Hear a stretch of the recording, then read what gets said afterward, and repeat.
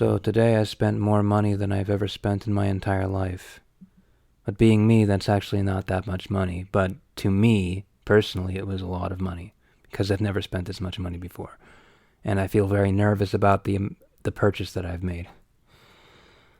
So I spent the amount of money that I spent.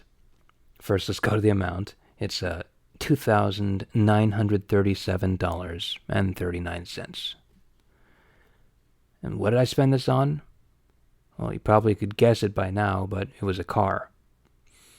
I used this money to buy a 2000 Honda Accord LX with a V6 engine that had about 90,000 miles on it. So a used Honda Accord. And I think that, so basically I bought my first, this is me buying my first car. The first car I've ever bought on my own, this is the first car that I could ever call mine, right? Every other car, I've always used a friend's car or a parent's car or someone else's car. I've never had my own car before. And so this is a first for me in that sense. It's also the first time that I've spent this much money, and I feel kind of nervous about the purchase because I just hope that it was a good decision. So I actually went into a lot of, I did a lot of research, or a decent, maybe not a lot, but a decent amount of research on, what a good used car is to buy. And the names that kept on coming up were either, Honda, Toyota, Lexus, basically Honda and Toyota. Those are the names that kept coming up. If you buy, a Toyota Corolla or a Toyota Camry, those will last you a very long time or a very long amount of miles, as will the Honda Civic and the Honda Accord.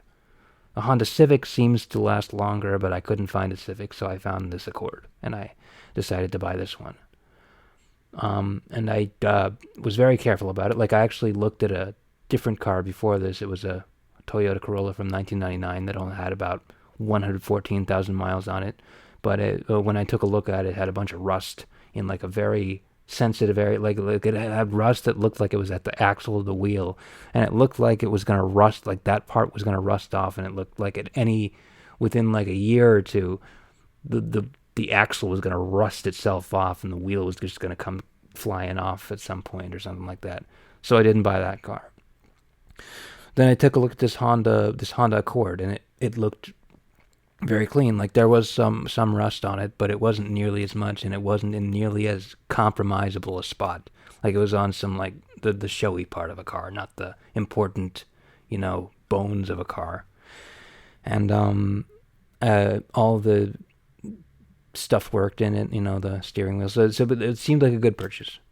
And what I didn't realize until I actually got to the lot and had kind of already decided to purchase the car was that for some reason I didn't look at the miles per gallon of this thing, because I assumed that Honda, being a Honda, it would have good miles per gallon.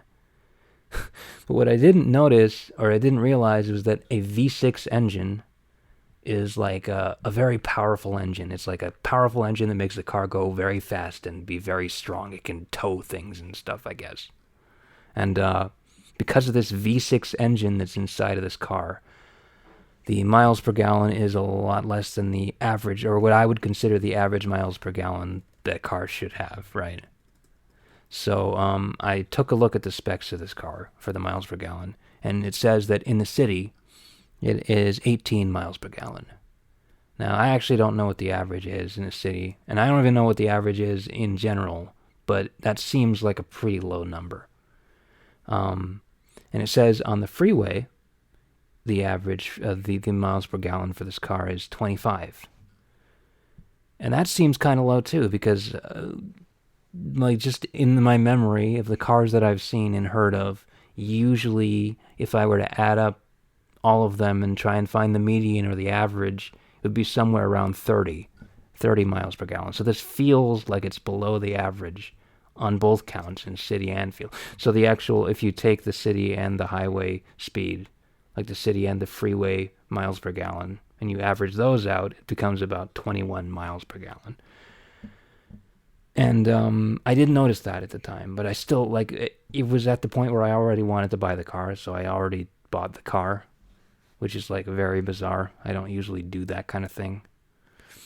But I did this time. I made the purchase. And I guess I'm just wondering whether it was a good idea or not.